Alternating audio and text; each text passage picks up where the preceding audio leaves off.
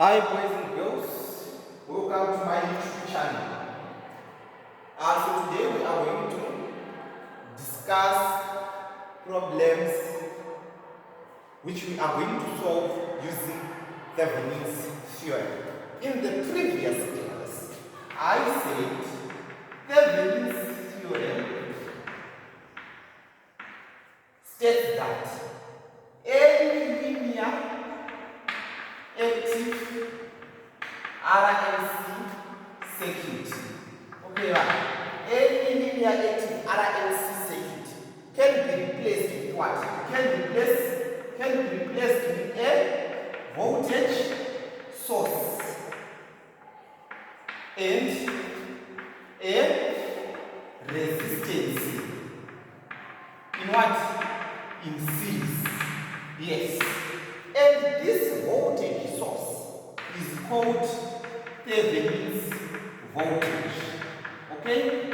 This voltage source is called Thevenin's voltage. And this resistance is called Thevenin's resistance. Okay? This is what I said in the previous class. And the equivalent circuit is called Thevenin's equivalent circuit. Okay, Thevenin's equivalent circuit, yes. Okay, so if you are given any network, you should be able to reduce the network into a single voltage source and a resistance in series. Okay, this Thevenin's voltage, normally this is what we call V subscript TH. This Thevenin's resistance is nothing but RTH. Okay, well. Then the Thevenin's equivalent circuit, you know the Thevenin's equivalent circuit, and I'm going to draw this Thevenin's equivalent circuit after solving this problem. So see, if you want to calculate the Thevenin's resistance, this RTH, what are you supposed to do? You short circuit the voltage sources. Okay, I said this, I mentioned this in the previous class. You short circuit the voltage sources and open circuit the current sources. Open circuit the current sources. Okay, if you check, in this problem, there is no current source. There is no current sources. Okay, no current sources. There is this voltage source. So I'm going to short circuit. So if you short circuit this, now it means this resistor will become in parallel to this resistor. Okay, see, the thing that I'm saying is this. Here you just put you join the 2 points, you put a wire like this. Okay, and this is the resistor, and this is the resistor. Okay, and this resistor will remain here, and here I have this. This is 2 ohms, and this is 6 ohms. Okay, and this is this VTH. Thevenin's voltage is going to be measured across these ends, and the Thevenin's resistance now we can calculate from this circuit now.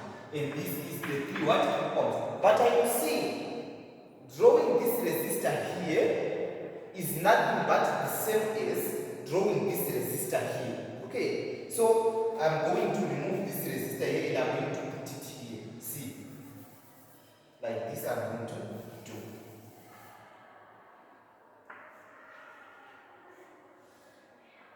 Okay, and I'm going to write 3 ohms here. Okay, I'm calculating RTH, so I'm going to remove VTH.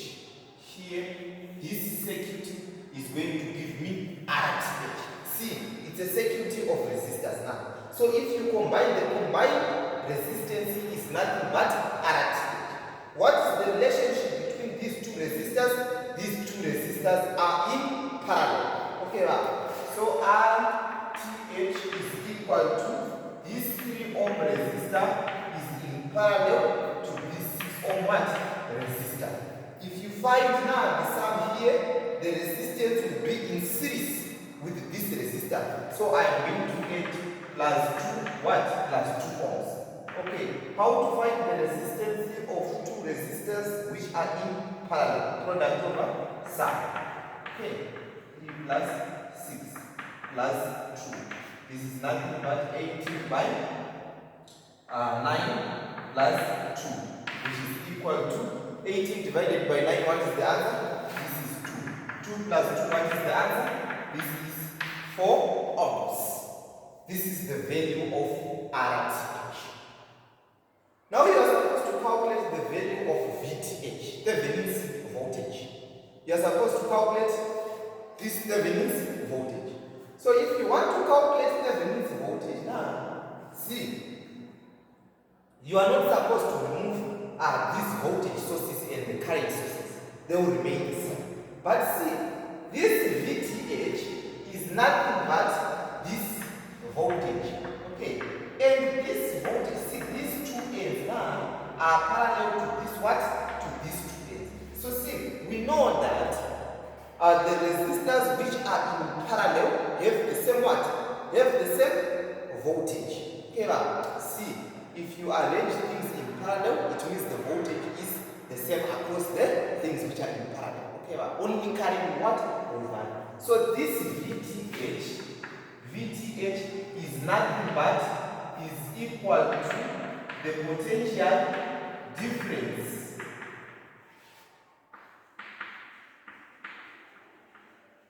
across the 6 ohm resistor. Okay, this VTH is nothing but the voltage across this 6 ohm resistor. In order for you to calculate the voltage across this using Ohm's law, so VTH is equal to IR. Okay, I is nothing but current passing through this resistor. Already we have the resistance, which is 6. So it means you are supposed to calculate current. Okay, see, I'm going to say I have current flowing in this direction. From the negative terminal of the battery to the positive terminal of the battery, I'm calling it I. I'm going to call it I. Okay, I'm going to call this current I. And the same I is passing through these 3 ohms. The same I is passing through this 6 ohm. And the same I is coming back to this what? To this voltage source. Okay, here I can have another current. You can say here current will branch. Now you can say current here it's flowing like this, right? You can say, oh, current is splitting, and I'm going to have another current going in this direction and another current going in this direction. Since this part is open circuited, it means the current going in this direction is nothing but 0. Okay, so I'm calling the current in this room I, and I'm calling the current going in this direction I1. I'm going to call it 0. This is nothing but 0, since it is open circuited here. Okay, so I1 is 0, but here the same I is passing through this, the same I is passing through this. Okay, what is the effect of this 0 to this I? I will remain the same. I is coming from this source, I is passing through this, and I'm saying I is 15. But see, current going in this direction, I'm saying this is 0. So what is the effect of I? No effect. I will remain the same. The same I will pass through this 6 ohm resistor and you to come back to this voltage source. Okay, so now I'm going to apply KVL. Negative to positive, this is a rise. 6 is equal to, okay, potential rise is equal to the potential drops. So here I have 3I plus, and here I have 6I.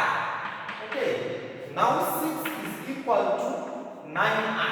Okay, so I is equal to 6 by 9. So this is the value of the current in this loop. You go back now, VTH is equal to I is 6 by 9 into 6, which is the resistance. Okay, now you do the calculations. 2 here, it's what is the value of 369 now, which is 2. 369, what is the answer? This is 3. Okay, Now 6 into 2, what is the answer? This is nothing but 12. 12 divided by 3, what is the answer? This is nothing but 4 volts. Okay, so the Thevenin's voltage is 4 volts.